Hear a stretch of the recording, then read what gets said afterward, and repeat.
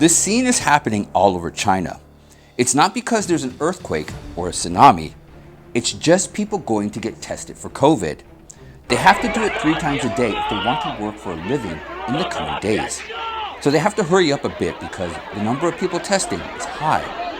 China is seeing a sharp rise in new cases with an average increase of 1,000 patients a day in March. Although the harsh zero COVID policy is imposed across the country, including Hong Kong, the number of infections and deaths still not stopping.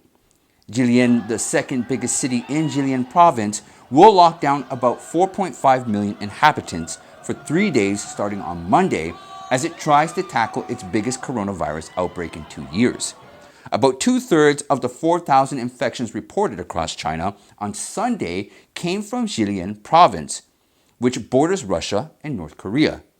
The first 2 COVID-19 deaths in more than a year were also recorded in the province, bringing the country's coronavirus death toll to 4,638 since the start of the pandemic. In addition, many other cities also require people to stay at home 24 hours. Since March 11, Changchun's 9 million people are only allowed to go out once every 2 days to buy food. The new measures mean that only dignified people, such as healthcare workers and other anti-epidemic workers, will be allowed to leave their homes. Shanghai authorities on March 23rd also issued a notice urging people to calm down after seeing a spike in shopping demand because of information that the city was about to be locked down.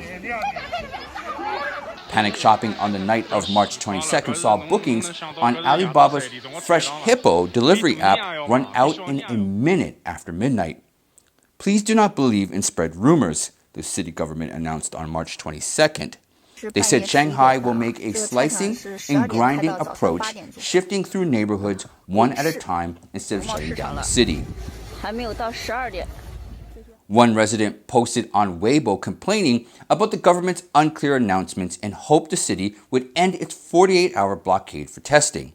The resident said the infinite loop of 48 hours plus 48 hours plus 48 hours is more likely to cause ordinary people to lose control of their emotions, and it would be better to directly notify 6 days, 8 days, or even 14 days. Meanwhile, authorities said restrictions are being eased in the southern tech hub of Shenzhen on March 21st, which detained its 17.5 million residents a week ago.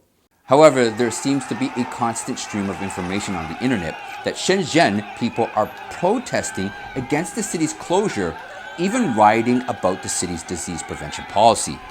Chinese media reported that some people here chose to stay in the office overnight to avoid being isolated at home because of unexpected factors such as neighbors being positive.